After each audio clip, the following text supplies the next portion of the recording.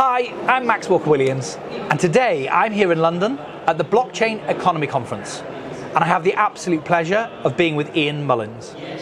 Ian is the founder of Yamgo. Back in 2005, Yamgo was creating extreme sports content and selling it to mobile phone users, as well as selling and distributing mobile phone games.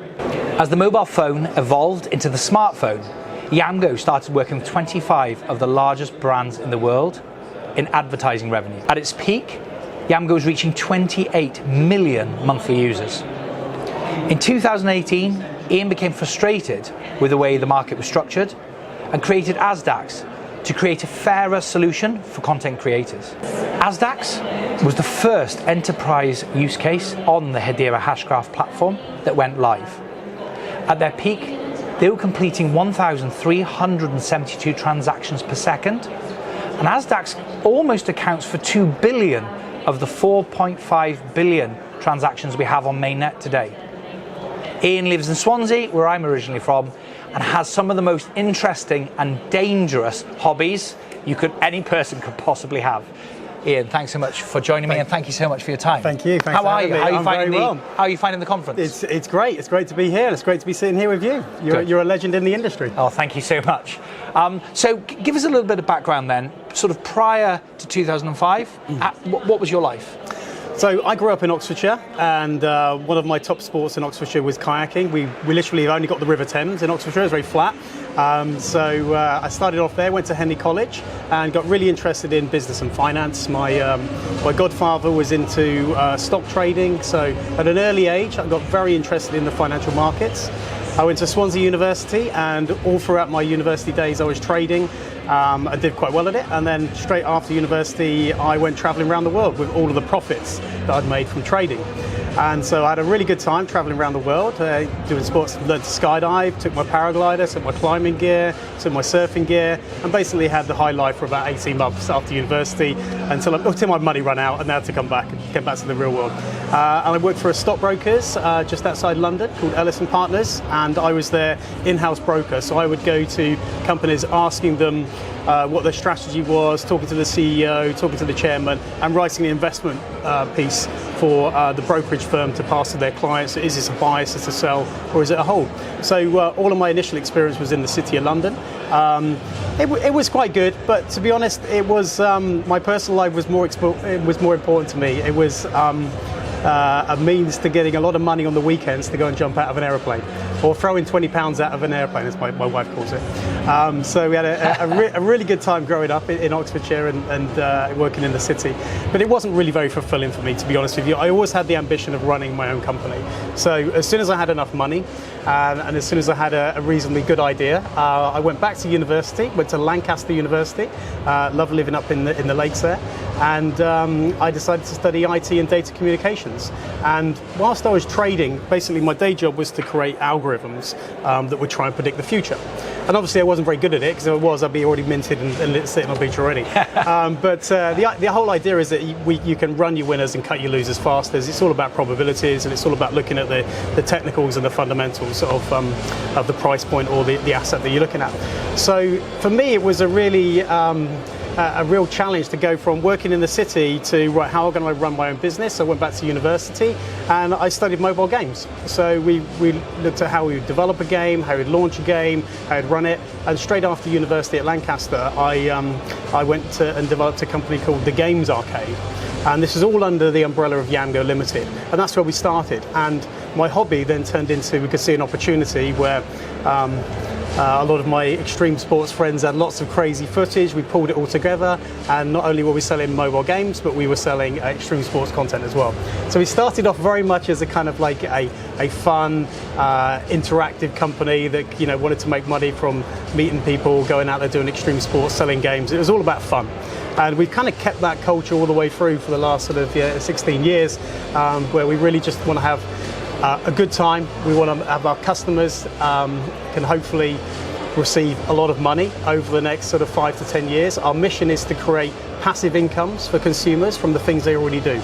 So Yamgo today, if you go to yamgo.com, you can download games, you can do offers, you can complete surveys, and you can stake Hbar. We are one of the best wallets in the industry to stake your Hbar. We give the best rewards in the industry, and we have an exclusive club called Club Yamgo. So, as you can imagine. Let me stop you there, because you're doing the whole interview on your own, and you can have me out of a job. So there's a group of extreme sports enthusiasts, and they're creating content anyway because what they do is very, very cool, and you're a part of that community, that clique. Yep. And you recognise with your training at university that there's a potential opportunity there to monetize that content. Is that fair? That's right. Yep, that's right. Okay, and I don't think people fully appreciate, and you're not doing yourself a great justice here, when you say, because you say, oh, kayaking and a bit of this and a bit of that, I mean, you are at this sort of, or you were certainly at the pinnacle of extreme sports. And when you told me that you were one of the base jumping guys, and you're an elite team. Yep. Is that fair to say? Definitely, yeah. I mean, you're on the world class elite base jumpers. Back in the day, yeah, from 2001 to 2008, definitely. And for people who don't, sorry to drop, but for people who don't know what base jumping is, I'll get Bill to edit in a clip now, but it's basically, I think it's probably the most dangerous sport that's a real sport that you can do, but it's jumping off tall buildings and other things like dams and stuff, and then opening a parachute before you hit the floor. That's right, yeah. So it's jumping off buildings like the ones we're surrounded by now. Yeah. Jumping off antenna, like Basingstoke and places. And in the UK, we have a lot of antennas, and we have a lot of, not very many bridges here, so we used to have to go to France or Belgium to jump off bridges, and the best one for me is cliffs. Jumping off cliffs. Really? Yeah, so it stands for BASE, it's an acronym. Base jumping stands for buildings, antennas, spans, bridges, and earth. Jumping off cliffs. Right, okay. BASE. Okay, so let's start at the end and work backwards. How many jumps have you done in your base jumping career? I've done over 900 skydives and about 320 base jumps. Wow. Of different buildings and different locations all over the world, from London to Baffin Island in Canada, in the Arctic Circle. And everywhere in between? And all over the world, yeah. Are there any ones that you haven't done that you would or wish or are going to do? There's a lot on my bucket list, but I'm not ready to jump again yet. Right, okay. That's a bit of a bad story, but we won't go too much on that. But. Right, okay, we'll leave that. As you can imagine, there's quite a lot of accidents and deaths in the sport. And so you've obviously lost friends, I'd imagine. Yeah, basically my last jump was my mate dying in my arms, so it kind of put me off really. So there's a limit to how much fun you can have when people start dying. Yeah, so we stopped it there. So this was the early years of Yamgo. Yeah, okay, wow. So my God. So it's a bit like that film Breakpoint, where they're skydiving in the day and robbing banks. So you're having fun, you're trying to make some money. That's right. So what was the relationship then between you? Was it a collective, or did you approach your fellow teammates, if you like, and say, look, can I buy your content? Or what was the deal there? It was Vodafone in Newbury when I visited them. They said that, have you got any short video clips? Because video clips back in 2003, 2004, 2005, where everybody was paying like £1 or £2 for a bloopers clip or a funny sporting clip. And back in the day, base jumping was very rare and unusual. And people were like, oh wow, there's a guy jumping off a cliff. So I just pulled together from my friends and some footage. And we were selling sort of 15 seconds, 30-second clips. And it wasn't a huge business, but it did well. It took us into a new direction. It enabled us to open doors into network operators and ultimately to sell more mobile games. Mobile games was the most lucrative part of the business. So that was your path into mobile games and establish the connections, but also pay for the jumps, I guess. Exactly. So it was at least wiping its own face. Exactly. Okay. Exactly. Yeah. And then, so how did the mobile games come about? Well, I was a gamer. Quite an avid gamer at the time, and it's quite lucrative to do distribution deals with publishers who are selling their mobile games, and I would establish all the sales relationships with network operators all around the world. So we had challenges around how people would use their SMS messages, how they'd send it, the payments, the delivery, pooling all together all of the assets and then sending them, delivering to mobile devices. Right, okay. And how big did that grow then before the sort of next evolution of the business, if you like? Well, we took that to a point where we had a decent amount of money to create a video streaming platform. We could see that, 30-second video clips. This is a long time ago now. Yeah. Right? So then the next evolution was TV streaming. So back in the day, we would license TV channels and we would capture the signals and we would encode them into 28 different formats for mobile devices, and they would get played out across the world, across everybody. Would log in to Yamgo TV, and we had distributors, and so you could be in India, for example. In 2009, we live streamed the 2020 cricket and injected live adverts into the cricket. Now, in those days, it was all little feature phones. Yeah, cheers. And was very grainy, very pixelated. But what we were really good at is actually optimizing to get the best quality that we can. So even in India and in Asia, 6 frames per second or frame per second when you're watching a small screen, they loved it. We were absolutely surprised. You wouldn't think you can hardly see the gameplay, but people loved it because cricket is like an institution there. They just and cricket on your mobile phone, it was very popular. It was revolutionary at the time. Oh, it was when we look back at technologies now, some of them are actually laughable, but at the time, it was like groundbreaking, and that applies to all sorts of technologies. Okay, so you're now streaming and you're doing the advertising. How 25 of the largest brands in the world is pretty impressive. Yeah. How did that come back? Can you tell us briefly about that story, that journey? Yeah, so initially we built a platform to help publishers to make money from their content, and we're like a mini version of Google. So we have ad code sitting on publishers' web pages, and then we can inject ads into the banner spaces. It could be a full page takeover, and what we're really good at is delivering rich media ads and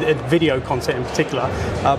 Onto these into small screens and in banners. So we even had Google as one of our top partners. They would pay us for all of our video inventory that we supplied them. We had programmatic partners all around the world buying our inventory, and we specialized in really, really unique interactive ad formats. And so the brands, for example, we did a Cornetto advert once where we looked at the experience of a Cornetto enjoyer, somebody who likes it, which is me. And you might remember in the old days, you can unwrap a Cornetto like this. You can unwrap it, and that was part of the experience, the connection with the brand. A lot of people don't do it anymore, but we thought we want to reinvigorate that association. So we created a swipe on an interactive full-page takeover for the very first time, where you could keep doing that, and it would just gradually unwind. So you got to the end, and then you could see the whole advert, and you could get a little reward, a little reward, and it was and we could see that brands really wanted to sort of engage their consumers beyond the simple GIFs and the standard banners that you can get on Google. So we were in a really strong position, and the main advantage that we had over everybody else was we could create these highly engaging, interactive formats that people would just, we had click-through rates of 7, 8, 9% on campaigns, when the industry's like 1.5%, because we made them super engaging. Because your stuff was engaging, and it wasn't just an arm's length transaction where you've got a watcher and a creator. This is actually involvement, and that was really revolutionary at the time. That's right. I mean, today people would be like, well, yeah, but you were at the forefront of that way back when. That's right. That's amazing. And so what happened then? So what because that isn't exactly what you do today, is it? So exactly. So over the years, we've enjoyed sort of some really strong waves in the advertising industry. We've ridden a few of them, and others have been sort of literally cut off. So our interactive platform, after Google stopped working with us, they literally copied our tech. They said, "Oh, great, we can now do that." And so they stopped working with you, they actually copied what you were doing, realised they could do it for themselves, and then cut ties? Exactly. I mean, I call it copy, and they probably just going, well, that's a standard feature that we can now do. It's standard web technologies, and they said we can now integrate that into our platform. But in our eyes, they literally were able to turn their existing banner inventory into suddenly rich media interactive, so they didn't need us. So they could turn their 2 billion a day into what they wanted, rather than have our, so no 20 to 50 million a day, so they didn't need it. So they basically cut us out and said, we've now leapfrogged over you guys. Right. So that was a shame. So that's typical of the ad industry. You can get a niche, it can go well, you can find out where the next battleground is, where the wave's going, you can ride it, you can get in there, then suddenly the end. Or a brick wall comes up, a big player. So all the big centralized companies, they literally have been really detrimental to the success of small advertising companies like us. They just want to take it. It's like a winner takes all kind of company, kind of industry.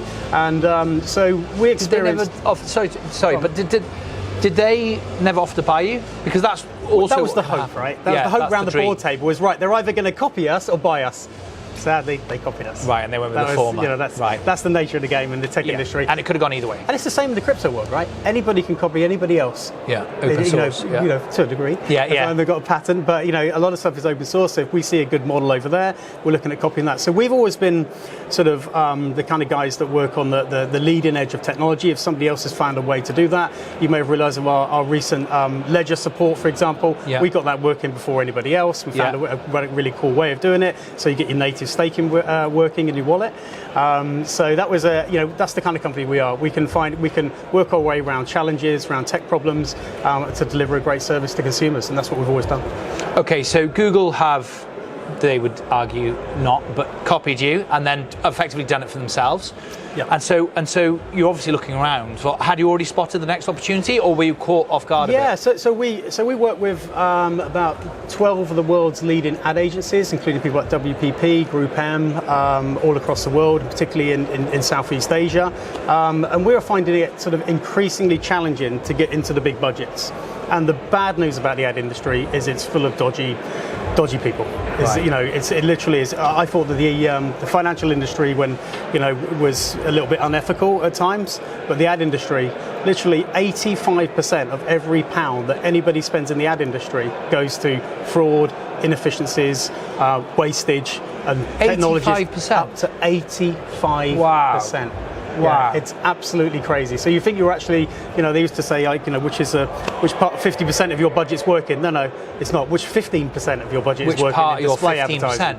Yeah, so if they've got a 60% success rate, they're getting like 8p in the pound. Yeah, so you've got this really, really complicated supply chain, right, of publishers putting adverts in, selling that programmatically, optimizing it. And we can see all of these inefficiencies, and we're also, to be honest, quite disheartened by the amount of dodgy deals and backhanders that were done in the advertising industry. You could get a 2 million deal. Well, as long as you do advertising on this, I'll give you this deal. It was really kind of like really shady, and we didn't like it. We're an ethical company. We didn't enter into this game just to fleece people and make money. We're not that kind of company. We want to do it the right way. So we were like, hang on a minute. The biggest losers in the ad industry are firstly the consumers. They have their data used, abused, and stolen. So every time when you're online, you know that your data's being used, you're being manipulated and often in many ways in advertising, buying things you don't need or want. That's kind of the game in advertising. And followed around as well, and all that sort of stuff. Exactly. Yeah. So you can see now even today with like ChatGPT and AI. Well, Google and Facebook, they've been doing this for a long time, for about 15 years. It's just new to us now. We've known this. We've had access to the same technologies, but they've had access to all of the data.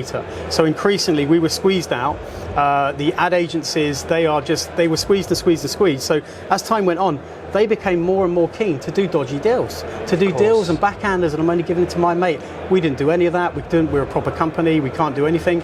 And we just thought it's just one more trip to Singapore to someone to tell us we've got to do another dodgy deal to get this budget. Because you sit there trying to win budget from an ad agency that is literally only going to give you the budget if you give them a kickback. Yeah, right. And that's exactly what it is. And we're like, awful place to do business. It's like, I don't want to do this. It's sort of literally, I get that. We had some really good sales guys at the time. We were quite happy to sit down till 3 o'clock, 4 o'clock in the morning, drinking beers and entertaining and drinking whiskies. That's about as far as we go. Yeah. But we just didn't like it. We could just see that the advertiser was getting ripped off and the consumer was getting ripped off. Yeah. That's not right. And talent doesn't get rewarded. It's toxic because it's just who gives not who does the best job, but who does the biggest kickback. Exactly. So it then becomes about free market. It's not about free market capitalism anymore. It's just about bribes, basically. Exactly. And so the key thing for us was so you had these inherent problems with the supply chain, the inefficiencies, the fraud, the kickbacks, and then ultimately the consumer was losing out. They were the ones that were the biggest losers in the whole chain. And we thought, well, that's not right. We would like to pay people their fair share of the value that they create. And that was our kind of vision back in 2017. So all of the sort of first entry point into crypto was we had a publisher in Singapore that said, I want to be paid in Bitcoin and not in Singapore dollars. And we're like, okay, fine. So my first instance was, why? That was your first touch point? Was it? We started Were you familiar with Bitcoin? We started paying publishers with Bitcoin. We started paying them. We didn't want fiat. They wanted being paid in Bitcoin. Did they say why? Well, this is the point, right? So I said, it's on there sitting going okay, well, why? You're either a tax dodger, you work for a company, you've got a second job, you don't want to tell them, or you're a Bitcoin maximalist. Yeah. And I'm like, And actually, the guy was they were all into Bitcoin. They just wanted to be paid in Bitcoin.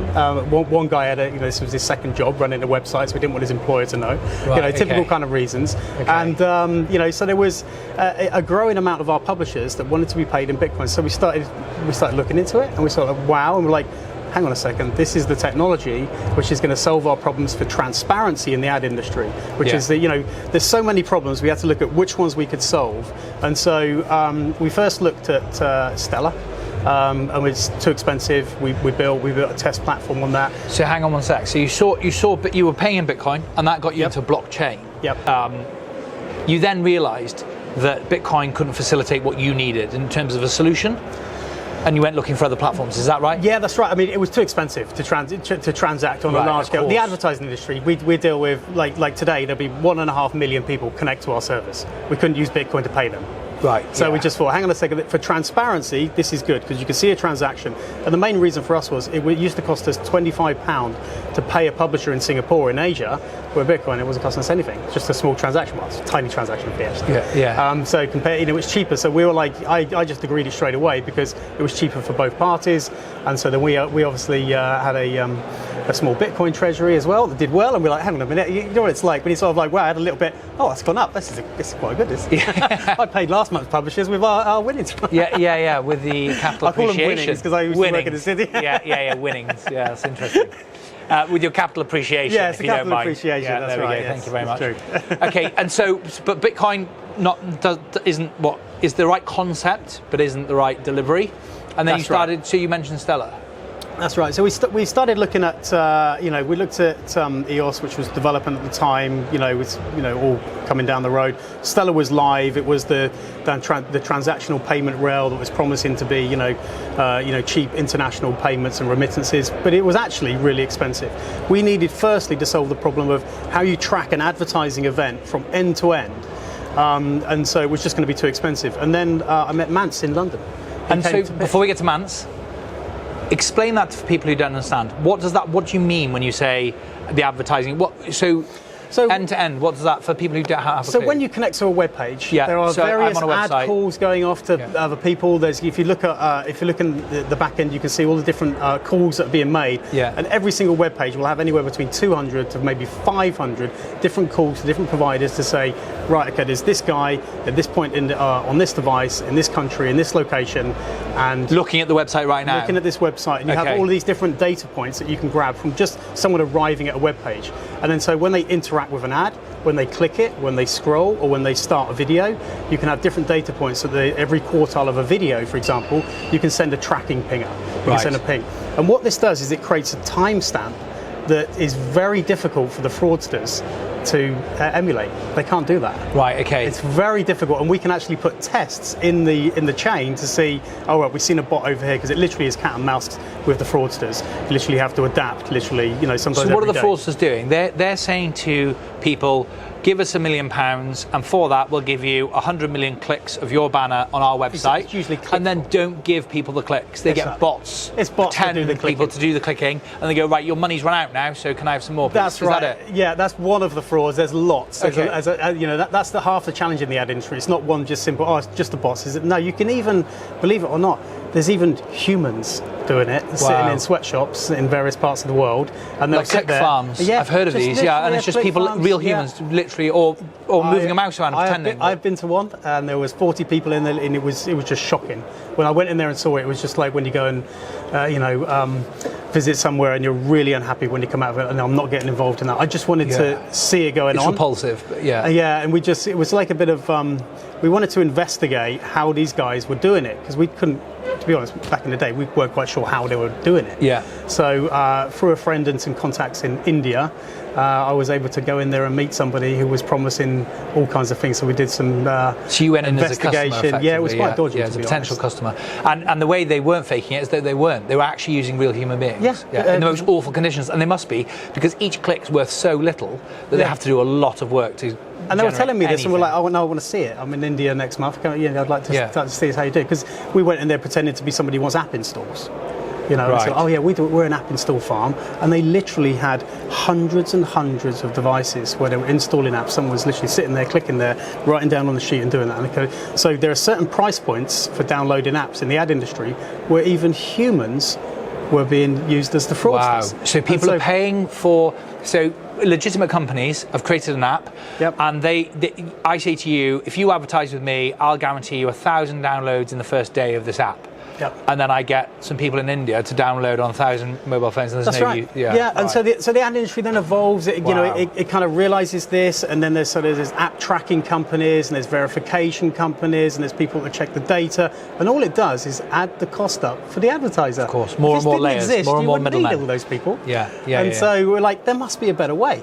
So we said, right, blockchain technology is clearly going to solve the transparency and fraud issues if you have a clear timestamp from the actual actions that should occur for a human. But in the test to get round kind of human fraudsters, very challenging. There were other kind of secret things that we did to put tests in there to check. I can't really go into them, but it was quite a unique piece of IP that we had for a while until everybody else figured out how to, you know, combat these fraudsters.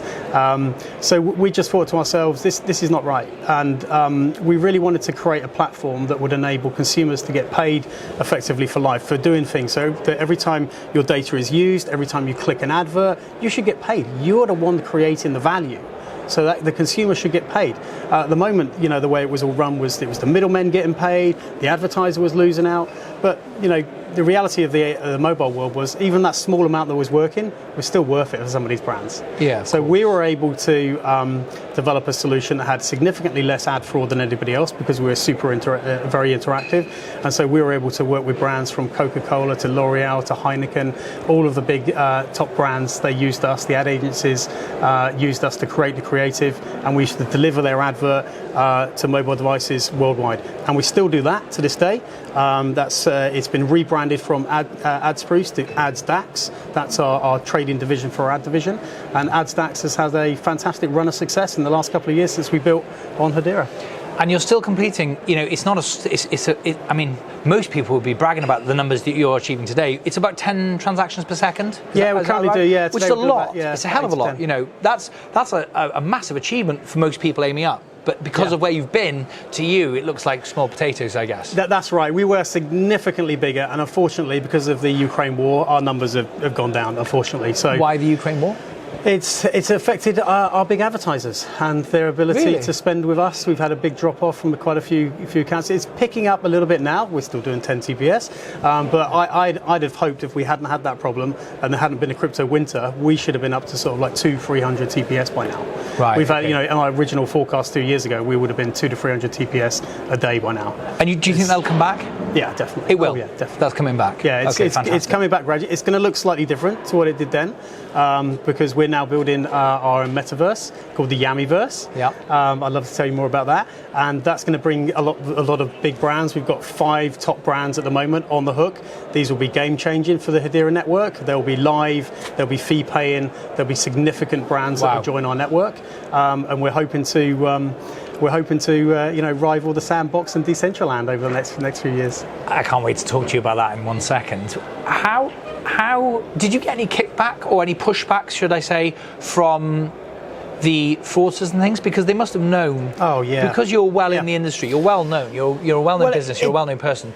Did they thought this guy's going to ruin it for us? I mean, these are crooks at the end of the day. Well, so of that course, make you worried? Of course, and even today, it happens right now. As in the crypto industry, it's terrible as well. There's really? People always trying to gain the system. We give away rewards every single day, so there's always going to be somebody that's going to try and gain those rewards for free, try and gain the system. So we have. It gives our support guys quite a bit of hassle, because if you try and sign up twice, for example, you won't be able to. You can't get your free rewards twice for your sign-up rewards or anything. You can't do it. We detect. So there's about a very, very long list of fraud detection things we have, and we kind of get signals. Sometimes you can't be 100% sure, and sadly, some people get caught by our fraud detection who aren't fraudsters, right? And that's the downside, right? Yeah, some people go, "Oh, I'm a real person," something's happened with my KYC. But unfortunately, because of the dodgy actors, we have to be really strict. That's the price we all have to pay. Yeah, exactly. To make sure the bad guys can't. The bar's really high now, and it's a real challenge. It keeps our tech team really busy trying to. And it's evolving constantly. Yeah. Evolving constantly. Definitely. Okay, and so now, on the Hedera Network, let's talk metaverse, all things metaverse, because this is really, really exciting. Yeah. So please tell us all about Yamgo and Yammies. Very soon, in the next couple of months, we are launching our first play-to-earn game called Yammies, and this is a game for gamers, collectors, and crypto enthusiasts. It will enable you to battle, trade, and win crypto within an NFT game. Yammies are ant-like creatures, and they live in the world called Polynesia. And we're aiming to onboard brands that will be part of the game, but also within our metaverse, they will have their own presence. They'll have their own building or their own whatever they'd like, their storefronts, where they can have their own virtual assets that for sale or their loyalty programs. So, for example, if we were lucky enough to get somebody like Red Bull and we wanted to use to say Red Bull gives you wings, Yammies could have a special collection with wings where they could fly from one side of Polynesia to the next, and that would mean they would avoid going over land and paying land tax to people within the game.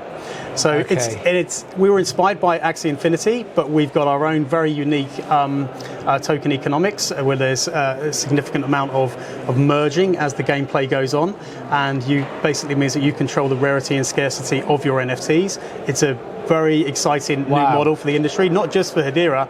It's for the whole industry. The whole ecosystem. Yeah, definitely. Yeah. We believe that we've got a game which is fun. It's addictive. Every time you play it, it's designed so you're going to get a dopamine fix. You're going to want to come back. You're going to want to play again. So because it's good fun. Exactly. We created a game which is fun, but it's also there's also a part of the play to earn industry where people are actually wanting to earn some money. Yeah. So we believe we've got the right gameplay mechanics to let people earn the money as well. And so, is it when are we going? When are you going live? We'll have the first Genesis series out and within 4 weeks. Really? Yes. Oh, the first wow! Genesis series will come out. It's a typical game, so we've got quite a long development life cycle. You won't be putting on your VR headset just yet to enter. We're a couple of years away from that, and we don't believe that's the market. It's just, every time I put on one of those VR headsets, after 10 minutes, I feel a little bit dizzy. I'm a bit disorientated.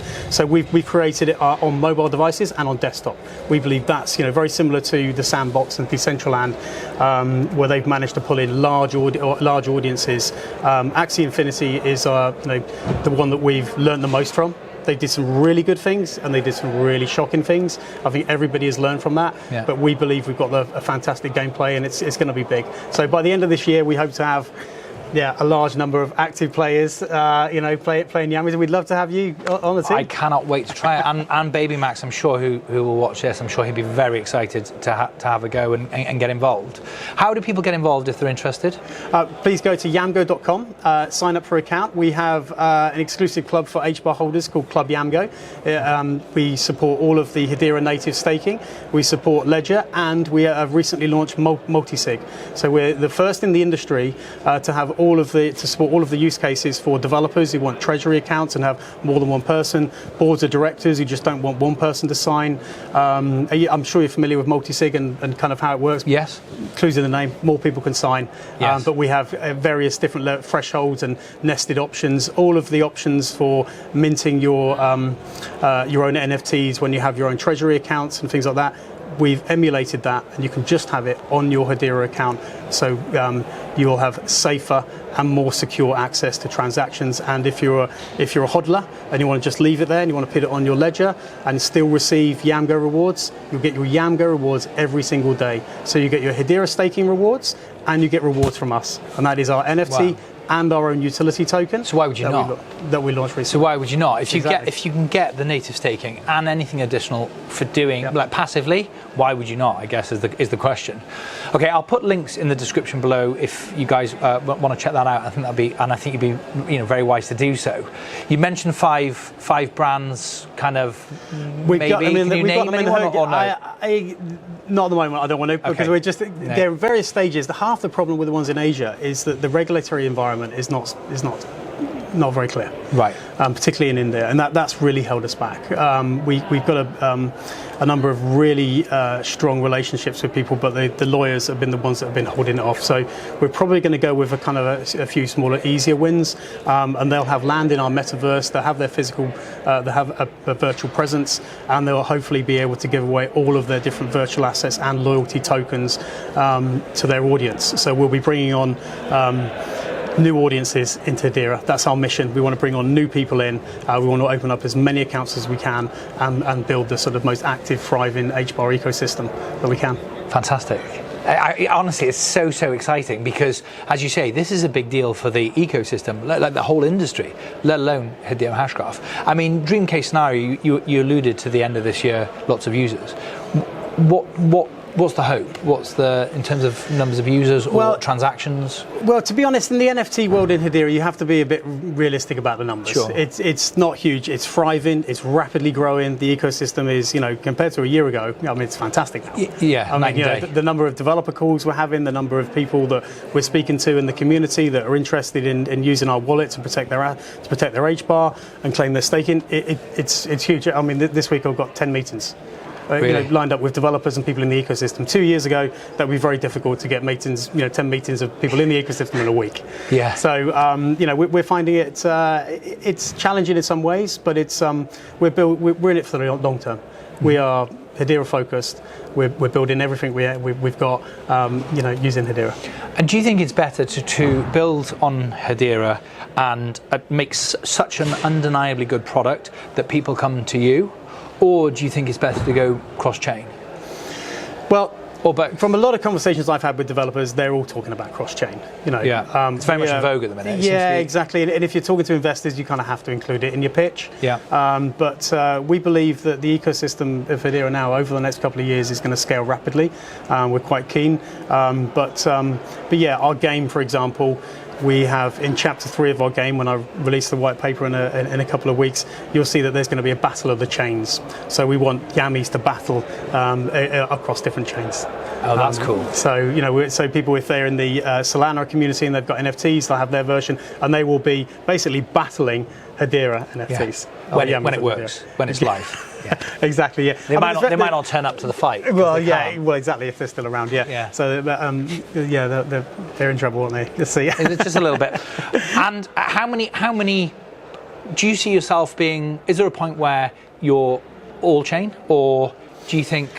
How does that? Where do you sit with that? Because I tell you why I ask. Because I'm going through a very similar thing at the moment. Utopian Lab and I are launching a business very shortly, which I'll be talking about in due course, but not now. And I've been thinking this technology is undeniable, it's fantastic. Everybody knows what I think of Hedera, and you too.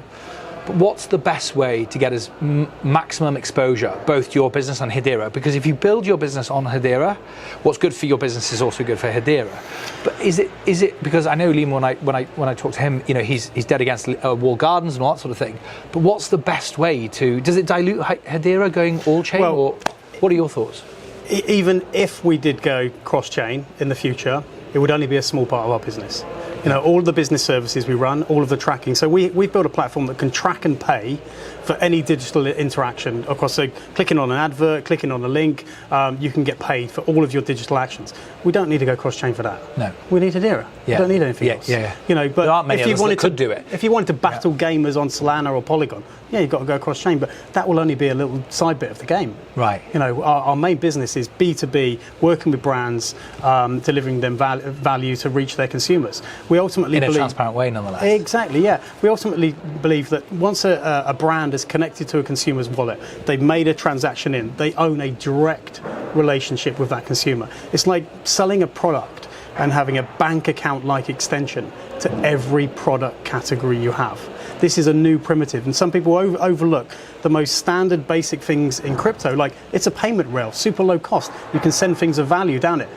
That's a new primitive. It still hasn't been exploited to its full potential because brands aren't using it right. So it's for us, we don't need to go cross-chain for that. We use Hedera.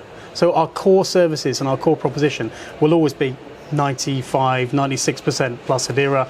If we need to pull in gamers and have some battles and across Ethereum or something, then they're the biggest NFT community. Yeah, we'd love to create a bit of a fight with Ethereum. Why not? Yeah. Because they're nice funnels, I guess. That's what you're saying. Have some of these links across, but just small funnels that allow people to come in if they want to. We see it as a bit of fun as well. We'd love to be battling our Yammies against Ethereum Yammies. Yeah, that'd be good. That'd be good fun. Really cool. We'd be like, oh yeah, you're a bit slow because your transaction has completed. Yeah. Hedera's all winning. Why does Hedera win? Well, you're on a rubbish chain, mate. What an amazing opportunity for the advertisers. Like you've said, I mean, the Red Bull wings and allowing people to fly and things means that they're utilising a product that doesn't exist in real life, but they are aware of the brand and are being exposed to that in a really positive and mutually beneficial.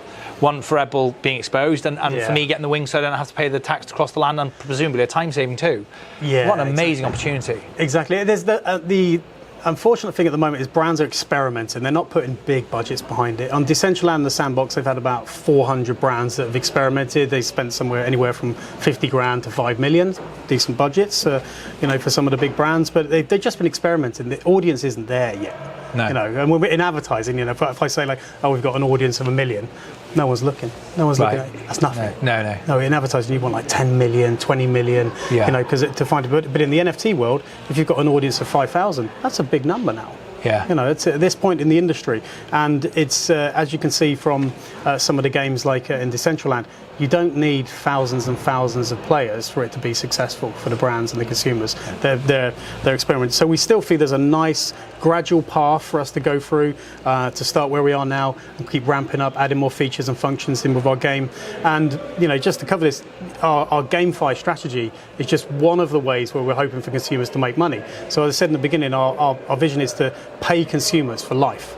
Our slogan is get paid for life. We want to create passive income streams for consumers from the things you already do. So like I say, you surf around the internet, you click adverts, we want you to get paid. We want you to get paid for any staking and DeFi, we want you to earn income. And from gaming, if you like playing games, we want you to get paid. And we've got we've got Move to Earn potentially coming next year, back to our original roots of extreme sports and things like that. Yes. People have done quite well with that. And so we'll be experimenting and launching different token models to try and help consumers to earn money from the things they already do. And that's our mission. I'm so excited, and I'm seriously rooting for you because you're the right people, I believe, to be doing it. Because knowing you personally, I know that you are good people and the right people to have the sort of hands at the controls. And I'm so excited to see what the future is. Web3, this is what people mean when they say Web3, and I cannot wait to see it.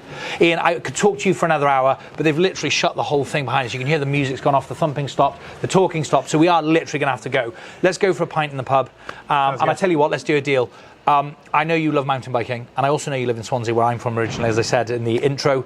So next time I'm down visiting my parents, we'll meet up. Let's do a second interview, but we'll do it we'll do it in some crazy woods, doing some. You teach me how to mountain bike. Maybe I'll sit on your handlebars. Cheers, mate. Ian, thank you so much for your time, guys. I hope you enjoyed that as much as I enjoyed speaking to Ian. It was absolutely fantastic. He's such an interesting guy, and I think we are incredibly lucky to have him in the Hedera ecosystem.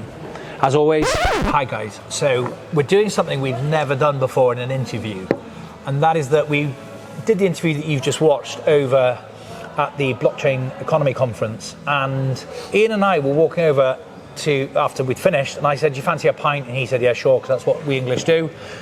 And we were going for a pint, and he just started talking about some of the things that he's building, some of the things he has built, some of the things that he's making possible in the Hedera space. And I just said, look, stop. We need to get the camera back out, and we need to film this short addition, if you like, this encore to the original interview, because I think it's too important for people to not know about.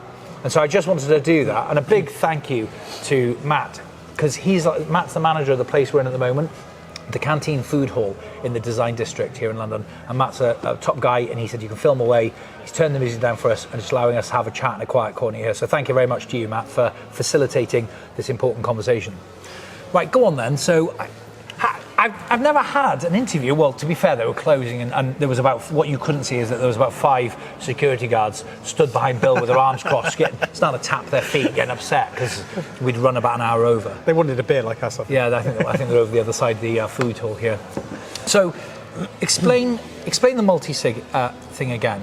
Okay, well, just to take you back, we want to help consumers to earn money and get paid for life. Yeah. And so we've had, from the very beginning, we've built a Hedera wallet.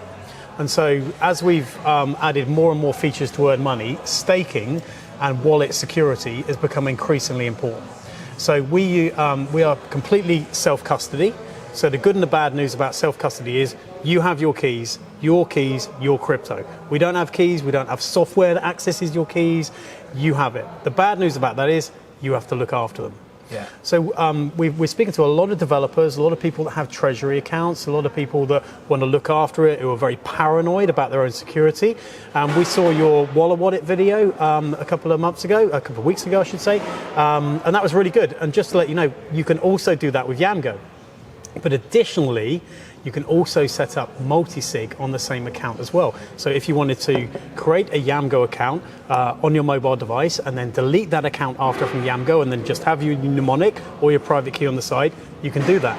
But additionally, you can have multi-sig, which means that, for example, you could have 5 or 7 people that you trusted in your pool, and you could say only 3 people are required to sign a transaction. Or 2 people are required to sign a transaction. 2 out of 5, 3 out of 5, or 3 out of 7. Right, explain this to my 87-year-old father. So I've got the iPhone. In the Wallet video, I said, I get an iPhone that's old one, I factory reset it, I connect to a secure internet, I download the Yamgo app, I create the wallet, and then it gives me 24 seed phrases, is that right? It gives me 24 words, effectively. And then so I can choose people that I want to have a copy of all 24, or do they each explain it to me in real layman terms? Every time when you sign a transaction, you need a private key. What does sign a transaction mean?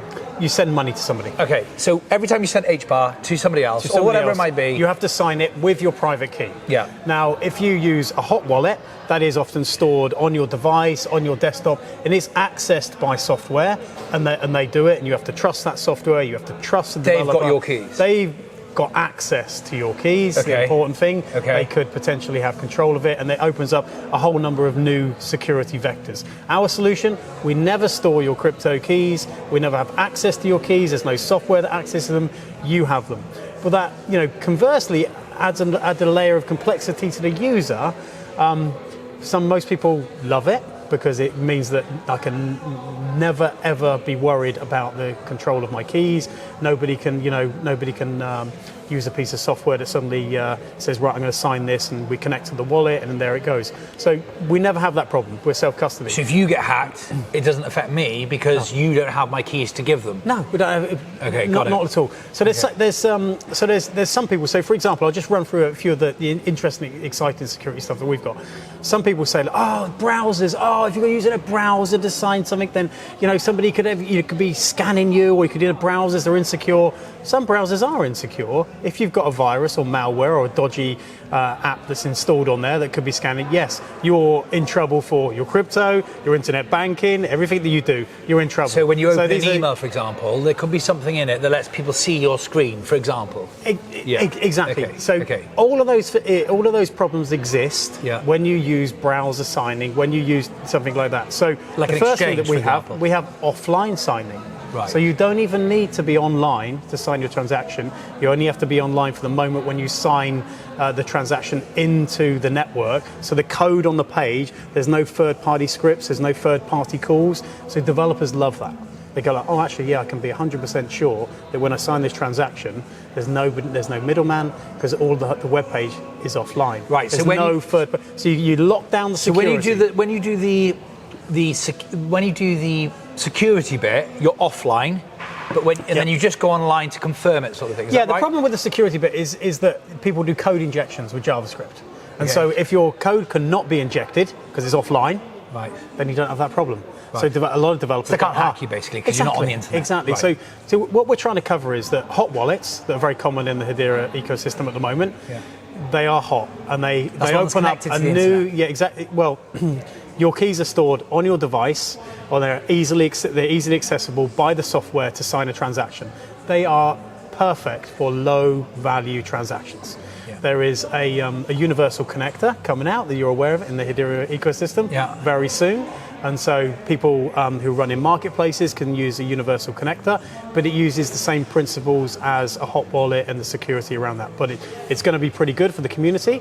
But you shouldn't use that if you've got a large amount of Hbar and you're worried about it, because the security risks and the attack vectors that can happen through that are a long, long list. And there's plenty of examples in the industry where those hacks have happened. So why people continue to use them is a bit of a mystery. I know why. No, it's not a mystery. I know why. It's because it's easy. People always do the easiest thing. Okay, it's like water. It finds the easiest way. Exactly. So effectively, so to compare it to fiat, then it's a bit like keep your capital, keep your reserves, keep your main money in the vault, but have some change in your purse. Exactly. So firstly, we've got offline signing. That's one cool tool that a lot of people use. Go, all right, brilliant. That avoids all of the problems because I've got my keys. Nobody else has got them. I store it on a USB. So the first thing that we did a few weeks ago was we added ledger support for cold storage. If you want to receive your Hbar staking rewards, we support that. Now, the exciting bit that we added right after that is multi-signature. Okay. So as we mentioned on the way over here, that if you, for example, you've got a large amount of Hbar and you want to keep it secure, but you've got 3 of your family that you say, well, you know, I don't want to be the only person that signs a transaction that moves this out. You can say, I want 2 family members to sign a transaction, or 3 family members, and you can have 3 out of 5, or 3 out of 7, or 3 out of 10 to sign a transaction to move from your main treasury account.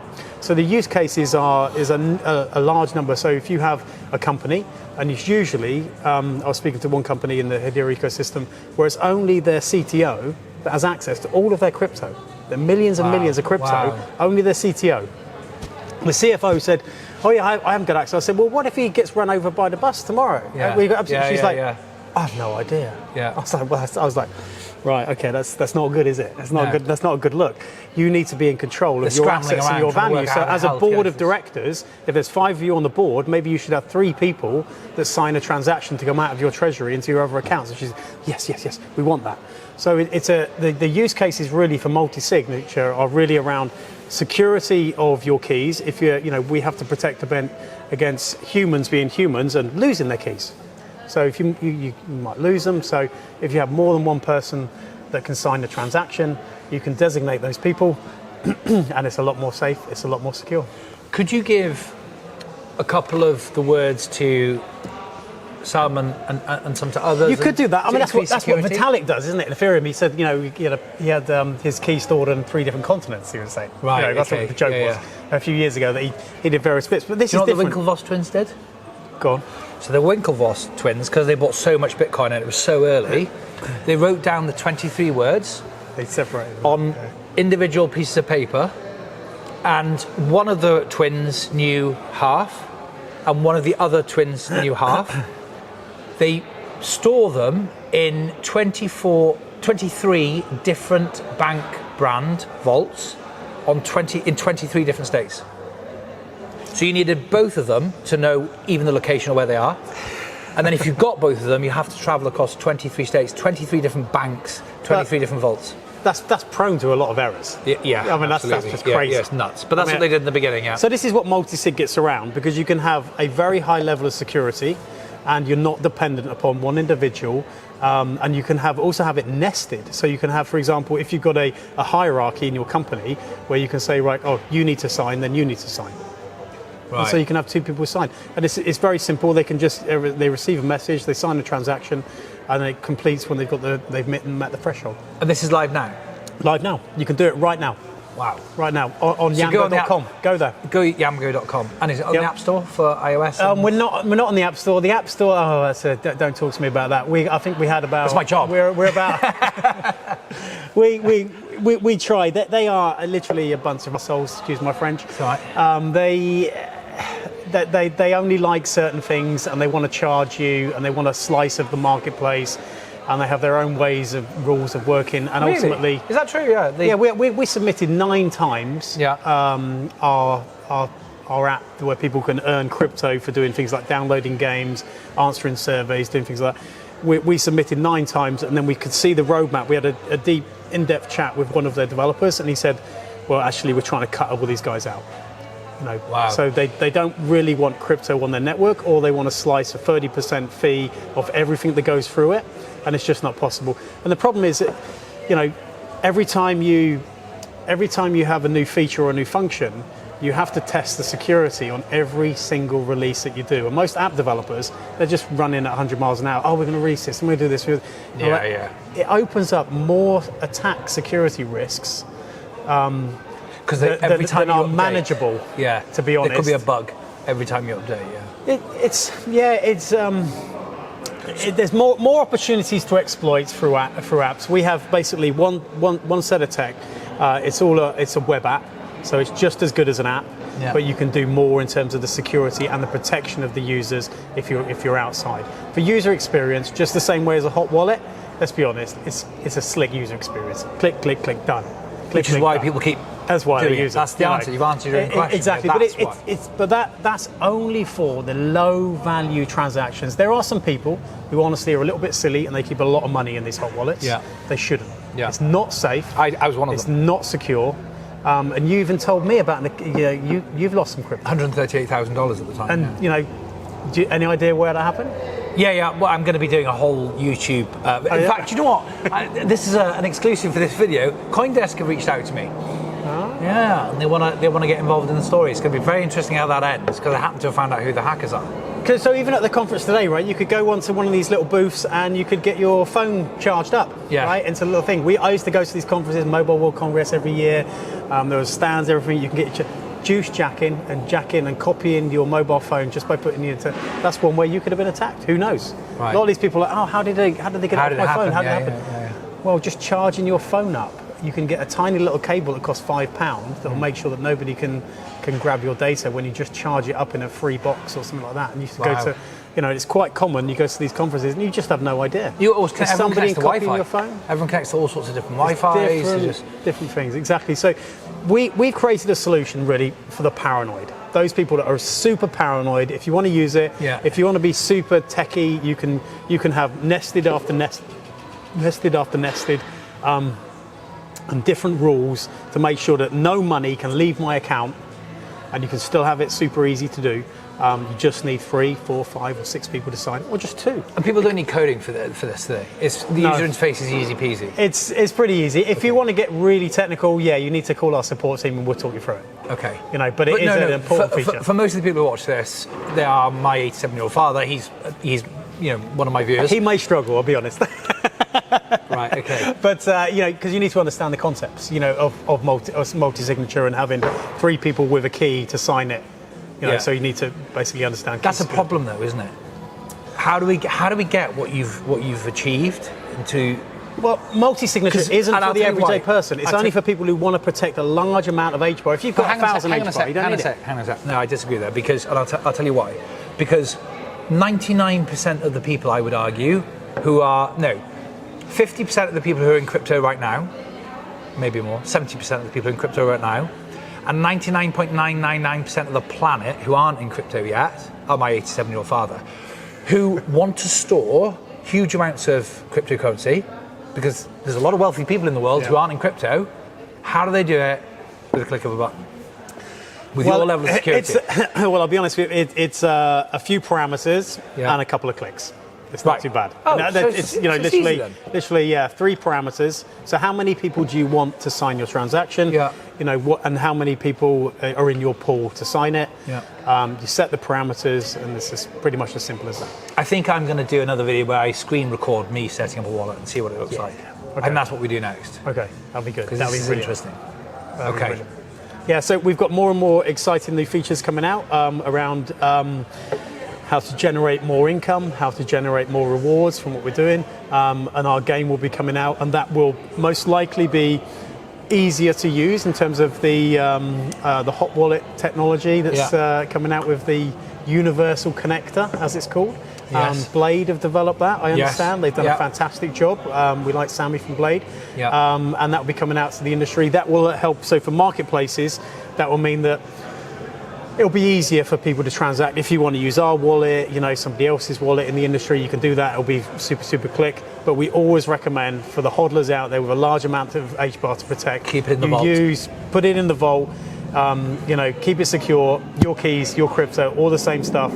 That it's really important for people to and use multi-sig from us. That's the most secure you can be. Or your ledger. Thank you ever so much again. Cheers, mate. Thank you. I've never said goodbye twice in a YouTube interview, so there you go. First time for everything.